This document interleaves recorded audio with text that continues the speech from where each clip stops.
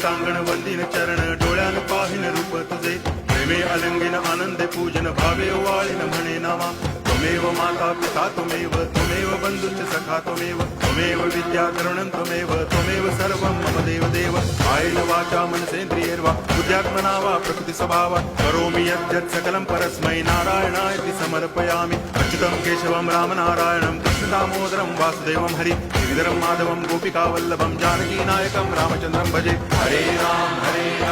Ram Ram Hare Hare Hare Krishna Krishna Krishna Hare Hare Hare Ram